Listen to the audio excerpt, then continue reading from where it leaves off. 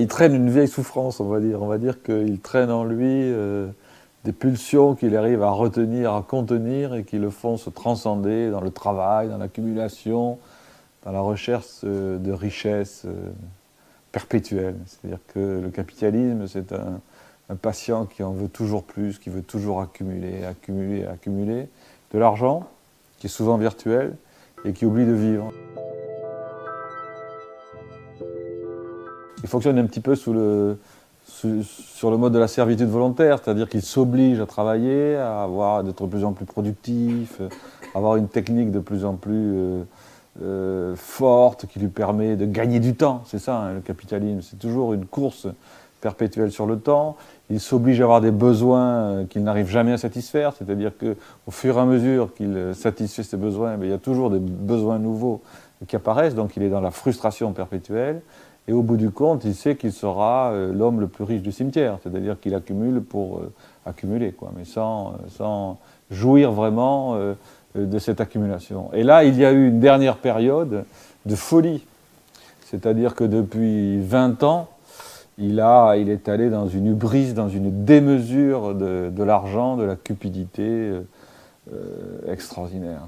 Et à partir de là, peut-être que lui-même cherche à se détruire, c'est possible, mais il va détruire ceux qui vont avec lui, c'est-à-dire le monde qui l'entoure et les hommes qui le portent.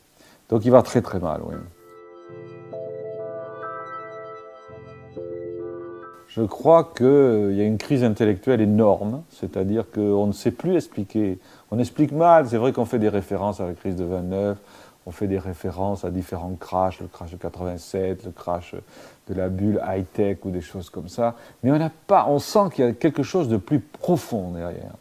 Et que sans doute, il y a un problème de partage, un problème de rapport à l'argent, un problème d'inégalité terrible, et qu'il y a sans doute un au-delà du capitalisme. C'est-à-dire que ce n'est pas la fin de l'histoire, le capitalisme, contrairement à ce qu'on a cru. C'est certainement pas le socialisme, l'avenir du capitalisme non plus, je ne crois pas, mais il y a peut-être quelque chose à inventer. Et on est en difficulté, on cherche à comprendre. C'est le thème de l'analyse, hein. On cherche à se comprendre pour changer, et changer son comportement. Alors pour l'instant, il a de la perfusion. On va dire qu'on lui donne de la liquidité sans arrêt, on le sauve, quoi. Il est vraiment très très bas, donc il est sous perfusion. Il y a ces plans mirifiques qui sont des plans d'emprunt, c'est-à-dire qu'il y a énormément d'épargne dans le monde, il ne faut pas se leurrer.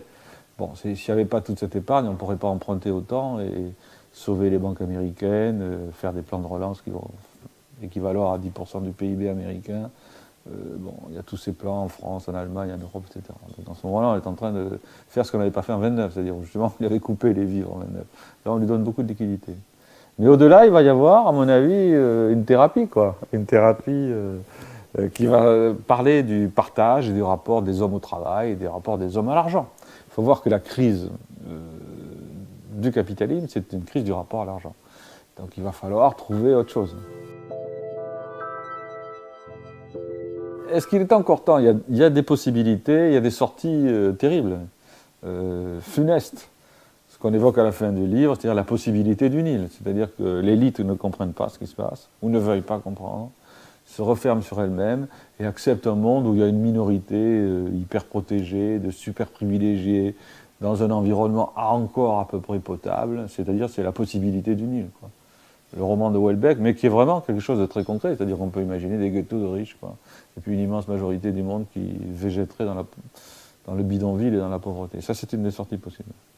Il y a la deuxième sortie, qui serait une sortie plus, plus révolutionnaire, mais au bon sens du terme. C'est-à-dire qu'une partie de l'élite comprendrait qu'il faut changer les choses, donner un nouveau contenu au capitalisme et à la croissance. C'est un peu Obama, si vous voulez. Ça, c'est la sortie Obama. C'est-à-dire, il dit, bon, je vais faire une sortie par l'économie verte, par une économie apaisée, une économie non plus de la démesure, du gaspillage, mais quelque chose qui permette aux gens de vivre de façon apaisée, en relation apaisée avec la nature.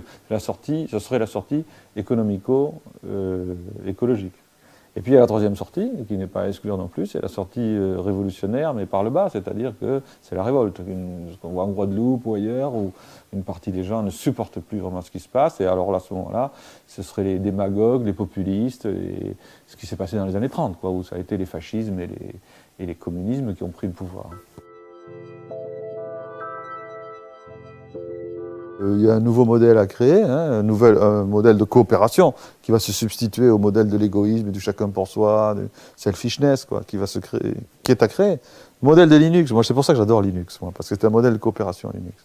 Coopération intelligente et productive. Attention, hein, c'est pas, ça prouve que la coopération parfois est plus productive que le selfishness, que l'égoïsme, que le marché. Donc ça, ben voilà, c'est ça qui est inventé. Alors ça peut venir, plus une bonne symbiose économie-écologie, bon, ben, on s'en tire. Sinon, bon, on va vers la catastrophe, hein, vers une catastrophe assez rapide, à mon avis, en plus. Assez rapide, ouais. Bonne implosion démographique, catastrophe écologique forte, une génération, quoi. Ça va vite, hein. 20 ans, ça va vite.